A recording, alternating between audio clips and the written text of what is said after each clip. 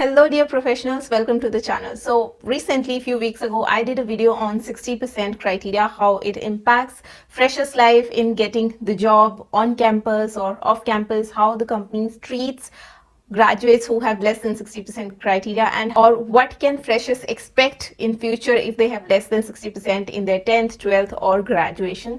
Altogether, I did a very detailed video, and if you haven't checked that out yet, I advise you to check that one first and then resume back onto this video, because this video is going to be a Q&A video for the questions that I received in response to that particular video. And without wasting any further moment, we will discuss major 5 questions that I received in response to that video. And the number question that I got is that if the student has scored less than 60% in any one of these, either 10th or 12th or graduation, but has scored fairly well in the other two, like in 10th the student has scored less than 60%, but in 12th and graduation he has scored really well. So I have even received comments like, I have scored more than 90% in 10th and graduation, but in 12th for some reason I scored less than 60%. So does that make me eligible to apply for company who hire more than 60% criteria?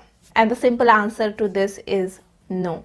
If any company has a written policy of hiring students above 60%, that means even if you have 100% in the two in all the permutation and combination and have scored less than 60% in any one, still you are below 60%, and sadly they'll not allow you to sit for their placements. But that does not mean that it's the end of your career. Please don't take it that way. I have already spoken in detail what you can rather do instead of regretting, what you can rather do to get that job quick. So please tune into this video to watch in more detail what are the steps, why these companies even have 60% criteria and all that stuff. And the second most frequently asked question that I received is that the student has scored a CGPA of 6 or little above 6, but if we convert that into percentages that comes below 60%, then will the companies allow such people to sit for placements? See, the companies never convert CGPAs in percentages to review that number or to review the eligibility. They will make a policy or they will make a criteria either for 60% or 6 CGPA. They will never say that convert your CGPA into percentage and then you probably try to compare yourself with the criteria. That's not how it is done. And if you have come across any company who does that, I believe that will be rarest of the rare, because I have not come across any. Neither we have converted CGPAs into percentages wherever we went for the colleges. It was either 60% or 6 CGPA score. So either one of that. Moving on to our third question, which is the student has scored well in 10th, 12th and graduation, but the graduation BTech has been completed in more than 4 years. Then will the company allow the students to sit for placements? See, if it is only about 60% criteria, then the duration of your BTech does not matter. It's the only 60% criteria that matters.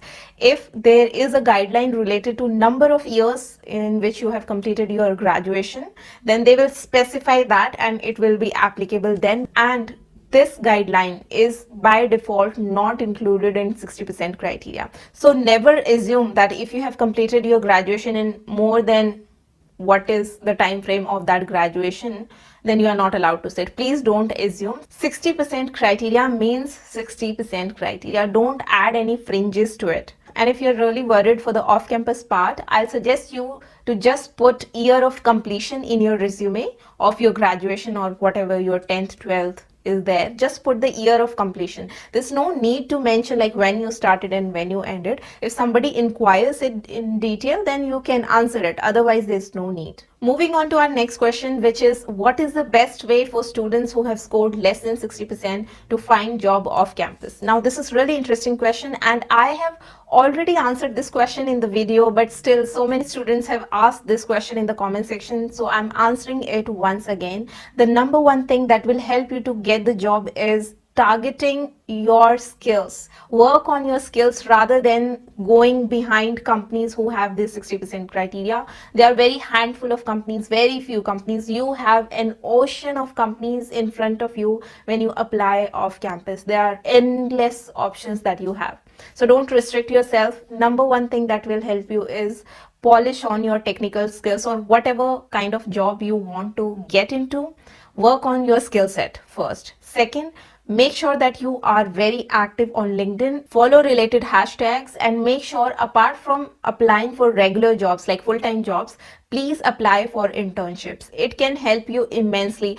If you already know that you are in that less than 60% bracket, I will advise you to aim for internships from your first or second year itself. And these internships will finally help you to get that portfolio built for your technical skills. And many companies, if you do really well in your internships, they even consider converting the interns into full-time employees. So that's a very golden opportunity that you get once you intern anywhere. So make sure that you apply for internship position as well. It's much better than just sitting idle and regretting over your scores. Even if it is not paid internship, you will learn a lot. You will gain industry experience, which is priceless in itself. So these 3 steps will take you really closer to your first job. Number 1, concentrate on developing your skill set. Number 2, be very active on LinkedIn. And number 3, apply for internships as early as possible. Now moving on to our 5th question. This is actually not a question, but I've received this comment like twice or thrice from a few students, and they seem to have put it in a very depressing kind of mind state. I'm not sure what their mind state have been when they put it. They have commented that scoring below 60% impacts one's life forever, and I should not motivate people for scoring less than 60%. So the very first thing to those students, I am not motivating anybody to score less than 60%. I really wish you all get really good marks scores in your relevant studies. I am just showing the way to people who for some reason have already scored less than 60%. I am just telling them that it's not the end of their career, because I have been in the industry for quite some time, over a decade, and not everybody there has a background of 80-90%. You will even find people who scored less than 50% across their studies, and they're doing brilliant in their work. So please come out of that state of mind. I am sure that you are yet to see the best that can happen to you. Have faith in your abilities and never lose that confidence just because few handful of companies have 60% criteria. With that, we came to the end of this video, guys. I really hope these quick Q&A kind of videos are helping you get your answers from me. And if you wish to get answers to your question, make sure you leave them in the comment section so that I can take a look on that and I can include them in my Q&A videos. With that, I'm signing off. You keep on watching more content on Corporate Diaries to be corporate ready, and I'll see you in my next video. Till then, stay safe and healthy. Take care. Bye.